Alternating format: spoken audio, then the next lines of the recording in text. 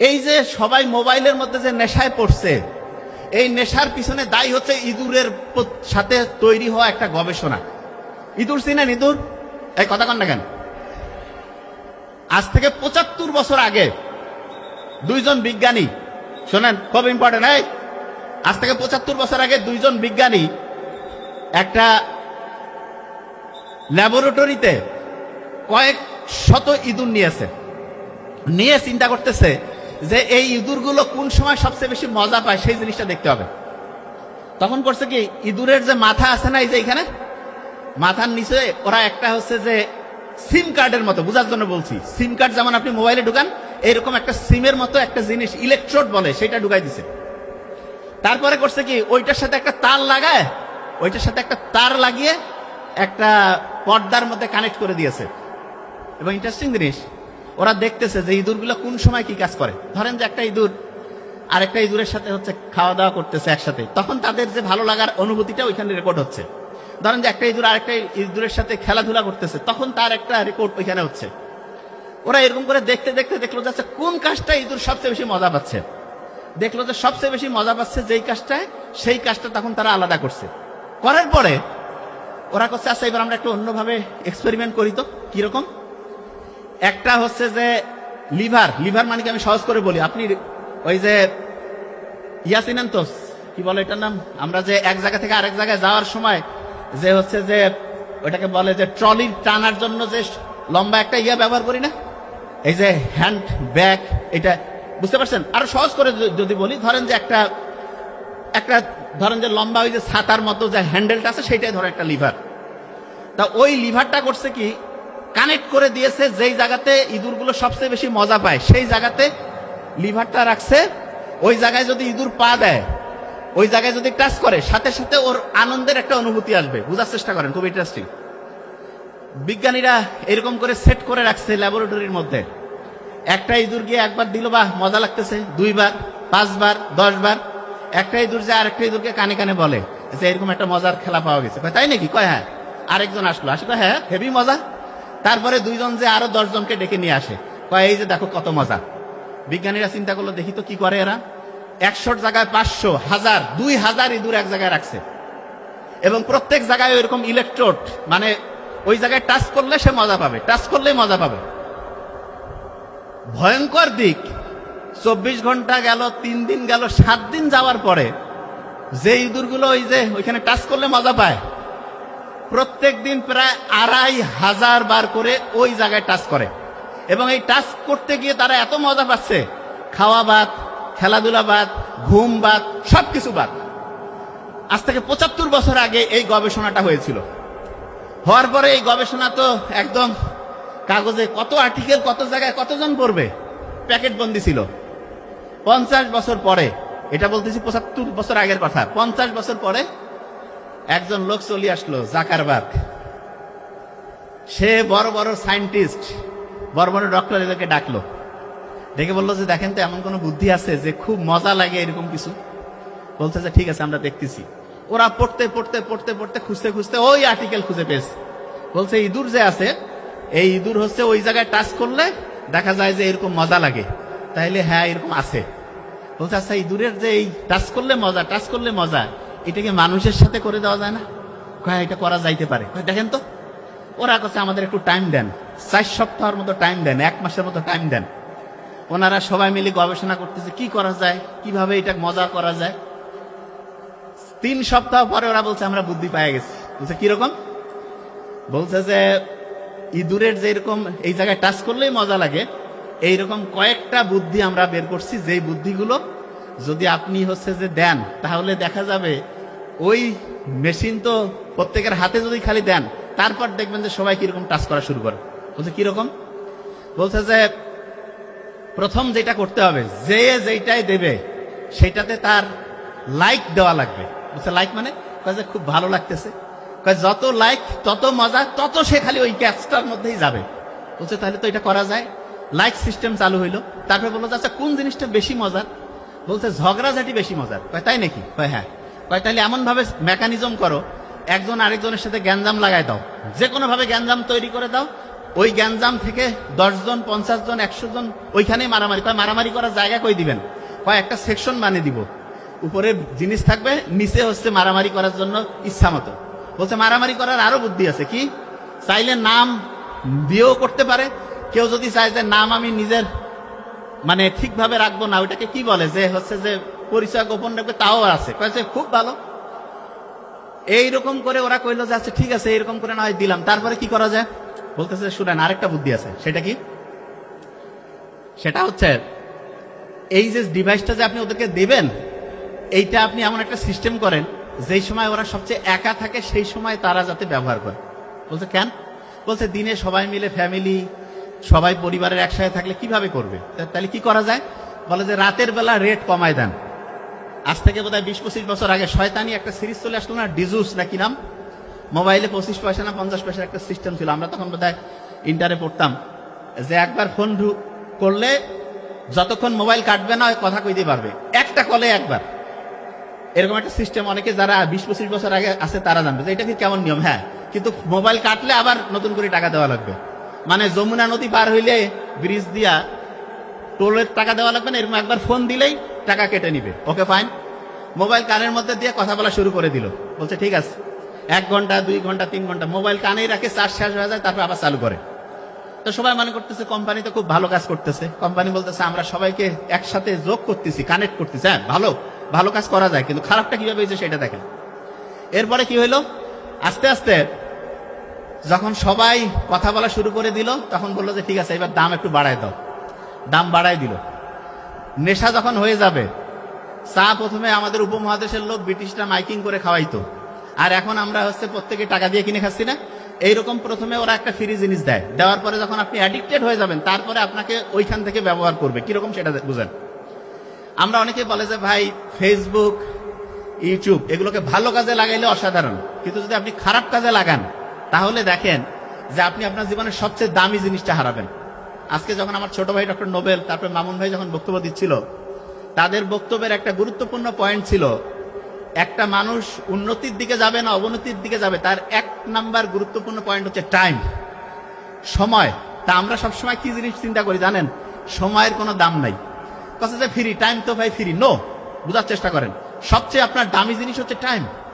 এই টাইমটা আপনি কোম্পানির এই অপ্রয়োজনীয় জিনিস, রিল, তারপরে হচ্ছে ওটাকে কি বলে শর্ট দেখে ঘন্টার পর ঘন্টা লস করতেছেন, কোনো লাভ হইল না। শিখলেনটা কি? ও যে জায়গায় ছিলাম সেই জায়গায় আসতেছি।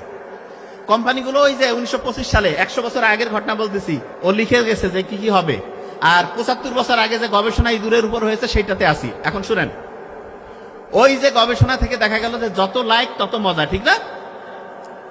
বিজ্ঞানীরা তারপরে করলো কি, আমাদের এখানে অনেকের মধ্যে মোবাইলের কিন্তু হাতে দেখা যায় মোবাইল আছে।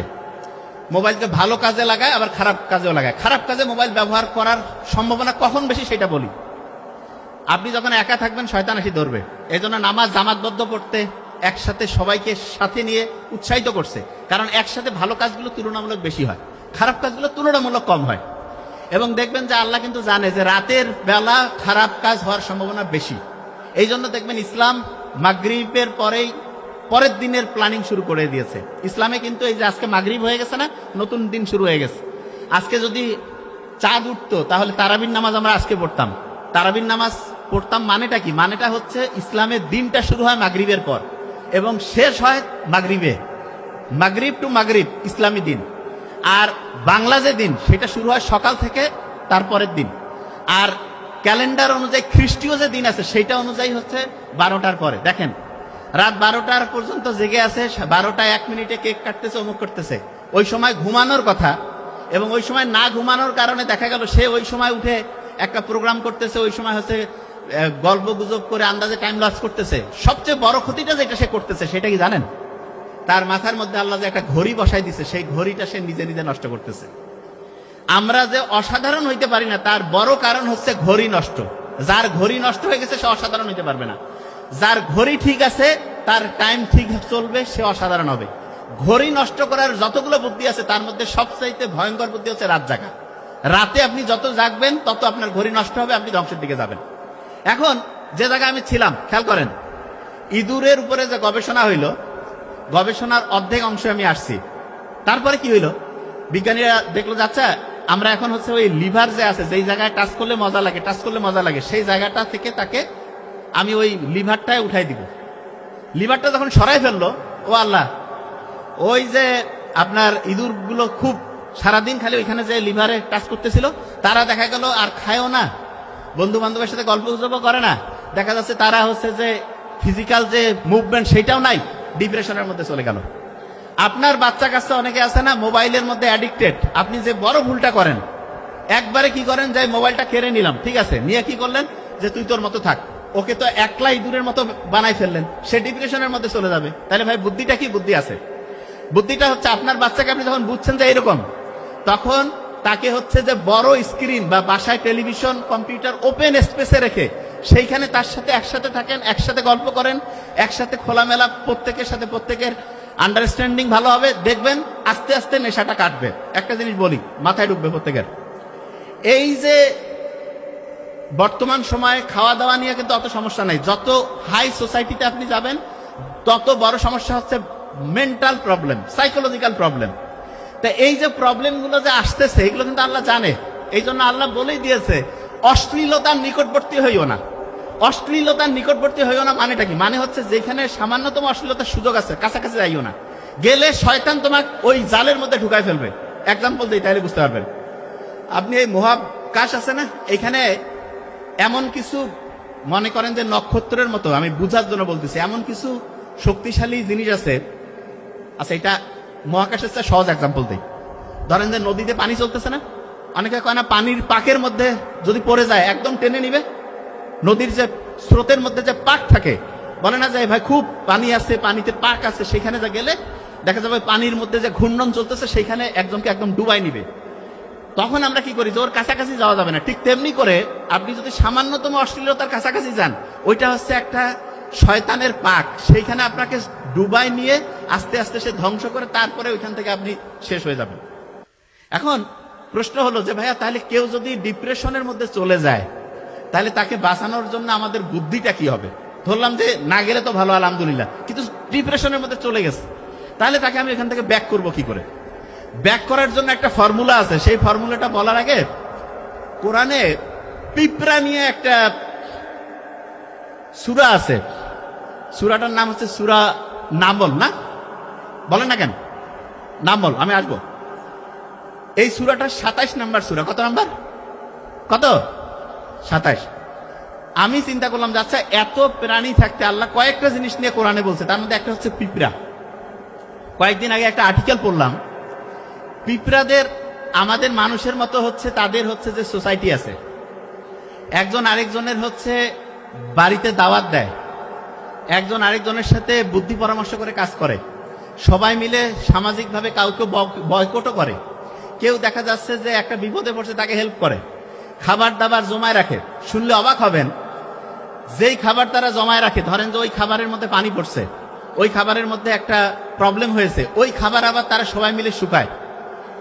পিঁপড়ার যে শৃঙ্খলাবদ্ধ জীবন, সেটার সবকিছুর অসাধারণত্ব হচ্ছে পিঁপড়া অসাধারণ লিডার তৈরি করে। অসাধারণ কি তৈরি করে বলেন? এই যে একটা ছোট্ট পিঁপড়া নিয়ে যে আল্লাহ কোরআনে বলছে, এটার পিছনে কারণ হচ্ছে, আমি যেটা বুঝি সেটা হচ্ছে, পিঁপড়ার মতো ছোট প্রাণীর থেকে শেখার যদি সবচেয়ে গুরুত্বপূর্ণ একটা জিনিস থাকে, তাহলে সেটা হচ্ছে সবচাইতে গুরুত্বপূর্ণ হচ্ছে সৎ, ভালো, ইমানদার লিডার নিয়ে আসা। লিডার যত ভালো হবে, একটা সোসাইটি তত অসাধারণভাবে সামনের দিকে আগায় যাবে। এই যে আমাদের যে গোটা বাংলাদেশ, আপনি শুনলে অবাক হবেন, পাক ভারত যে উপমহাদেশ আছে না, এই উপমহাদেশটা আগে, এখন যে আমেরিকা, ইউরোপ যত ধনী, তার চাইতে বহুগুণ ধনী ছিলাম আমরা, বহুগুণ। কত ধনী এটা আপনাকে একটা এক্সাম্পল দেই। ইস্ট ইন্ডিয়া কোম্পানি যখন প্রথম এখানে আসছিল, তখন সারা পৃথিবীতে যেই পরিমাণ সম্পদ ছিল, তার 27% ছিল আমাদের পাক ভারত উপমহাদেশ, বাংলাদেশ, ভারত, পাকিস্তান। এখানে 200 বছর পরে ওরা যখন চলে গেল, তখন আমাদের এই উপমহাদেশে ছিল মাত্র 4%। কোথায়? 27 থেকে 25, 20, 15, 10, 5, 4%। মানে আপনি বুঝতে পারছেন, আপনার 27 লাখ টাকা ছিল, এখান থেকে আপনার 4 লাখ টাকা। তাহলে অবস্থা আমরা কত খারাপ? এইরকম খারাপ অবস্থায় নিয়ে আসছিল। কেন? কারণ সব কিছু কোম্পানি, ইস্ট ইন্ডিয়া কোম্পানি, যে ব্রিটেনরা যে শাসন করতো, তারা শোষণ করে নিত। এখন সমস্যা হয়েছে 47-এ আমরা ভারত পাকিস্তান স্বাধীনতা পাইলাম, 71-এ পাইলাম। এখন অনেকে বলতেছে ভাই এখন তো ইস্ট ইন্ডিয়া কোম্পানি নাই। ওরে বাবা, এখন ইস্ট ইন্ডিয়া কোম্পানির সাথে বড় কোম্পানি আছে। আগে তো বাইরের লোক আসিয়া শোষণ করতে কষ্ট লাগতো, এখন দেখেন এমন শয়তান বাটপাট ঢুকাই দিছে, বাড়ির লোক টাকা নিয়ে যা কোম্পানিকে দিয়ে দিচ্ছে। এই যে বিভিন্ন যে সুইস ব্যাংক, বিদেশে যে ব্যাংকগুলো আছে সেখানে যে lakh lakh billion billion dollar যে নিয়ে গেছে, এটা কিন্তু বিদেশিরা এসে নিয়ে যায়নি, দেশের লোকে নিয়ে গেছে। কি কারণে নিয়ে গেল? যারা বাংলাদেশে রাজনীতিতে আসে। আচ্ছা, আমি একটা জিনিস একটু ক্লিয়ার করি। অনেকেই বলে যে ভাই রাজনীতি জিনিসটা তো রাজনীতিবিদরা করবে। নো, এটা ভয়ঙ্কর একটা ভুল ধারণা। রাজনীতি করতে হবে প্রত্যেকটা লোককে, তবে হ্যাঁ নিয়ম আছে। রাজনীতি থেকে আপনার যাতে চিন্তা না থাকে যে টেম্পু স্ট্যান্ডে যায় টাকা উঠায় চান্দা হাফিজি করে খাবেন। নো, আপনার উদ্দেশ্য থাকবে রাজনীতি করব মানুষের উন্নতির জন্য, মানুষের কল্যাণের জন্য, মানুষকে হেল্প করার জন্য। এই জন্য রাজনীতি করবেন, অন্য কিছু না। যে জিনিসটা বলতেছিলাম, আমাদের এই যে উপমহাদেশ থেকে স্বাধীন হওয়ার পরে যে এই বাংলাদেশ থেকে যে এত এত টাকা চলে গেল, এগুলা কিন্তু বিদেশিরা কেউ করে নাই, করছে দেশের লোক। কিভাবে করলো সেটা বুঝেন। বাংলাদেশে যারা রাজনীতি করে তাদের বেশিরভাগ লোকের দেখবেন আপনি যে ফ্যামিলি, তাদের হচ্ছে যে নিজের লোকজন সব বিদেশে। এই যে নতুন যে বিপ্লব হয়েছে তার মধ্যে কয়জনকে পাইছেন? বেশিরভাগে পালাইছে না? কারণ কি, তারা আগেই সব বিদেশে ব্যাংক ব্যালেন্স করছে, ওদের দরদ বিদেশে, দেশের প্রতি নাই। তাইলে যে কেউ যখন আপনি একটা ভোট দেন, একজনকে নেতা নির্বাচন করেন, তখন এই জিনিসটা দেখবেন যে ওই লোকটা নিজে সফল কিনা, ওই লোকটা নিজে চুরি বাটপারি করে কিনা, ওই লোকটা অন্যের উপকারে আসে কিনা, ওই লোকটা সত্যি কথা বলে কিনা, ওই লোকটার আশেপাশে চোর বাটপার আছে কিনা, ওই লোকটা কেমন সেটা বোঝার সবচেয়ে সেরা বুদ্ধি শিখিয়ে দেয় ওই লোকটার আশেপাশে কারা আছে, বাস, আর কিছু না। একটা লোক আসিয়া বলতে পারে আমি খুব ভালো, আমি খুব খারাপ, কিছু যায় আসে না। তুমি কার সাথে ঘুরো সেটা তোমার আইডেন্টিটি কার্ড। তুমি কেমন সেটা বুঝার আইডি কার্ড হচ্ছে তোমার আশেপাশে কারা আছে। একটা লোক হচ্ছে তার আশেপাশে যে 5টা সবচেয়ে কাতিরের লোক থাকে তাদের সমান। অনেকেই কয় না যে উনি ভালো, আশেপাশের লোক খারাপ। নো, মূল ফর্মুলা বলতেছে একটা লোক ওই রকম হবে, তার আশেপাশে যেই লোকজন সবচেয়ে ঘনিষ্ঠ তাদের মতোই। তার মানে বারবার বলছি, বারবার এই কথাটা মাথায় রাখতে হবে। যখনই ভোট দেন, যে কোনো, এটা শুধু এটা বলি, শুধু রাষ্ট্রীয় পর্যায়ের ভোট না, ফ্যামিলিতেও যখন একজন লিডার নির্বাচন করবেন, কাকে করবেন জানেন? যে সবচেয়ে সৎ হবে তাকে করবেন, তাহলে আপনি সব দিক থেকে সবচেয়ে ভালো হবেন। এই জিনিসটা মাথায় রাখবেন, এটা সবচেয়ে গুরুত্বপূর্ণ। যে জায়গায় আমি ছিলাম, ভালো করে খেয়াল করেন, এইখানে যারা আমরা আছি প্রত্যেকেই চাই না যে জীবনটা অন্যরকম অসাধারণ হোক। তো অসাধারণ হওয়ার পিছনে সবচেয়ে বড় কারণ ওই যে গবেষণা বলছিলাম, যে গবেষণায় দেখা যাচ্ছে যে ইঁদুরগুলো যেখানে টাচ করতেছে ওই রকম আমরাও মোবাইলের এই ডিভাইসের মধ্যে পড়ছি। এইটা থেকে বের হওয়ার একটা বুদ্ধি আছে। সেই বুদ্ধি দেওয়ার আগে আমি কয়েকটা জিনিস বলতেছি। আচ্ছা, এইখানে আপনারা যারা আছেন, এই যে প্রত্যেকেই, আপনারা কি জানেন একটা ইন্টারেস্টিং জিনিস? সেটা হচ্ছে যে আমি প্রথম যেটা বলছিলাম যে আমাদের হাতে ডান হাত এবং বাম হাত একটাতে কত সংখ্যা ছিল ভুলে গেছি, কত? 18। আরেকটাতে যোগ করলে কত? কত? 99। আল্লাহর 99টা নাম। বিয়োগ করলে কত হয়? কত? 63। আচ্ছা।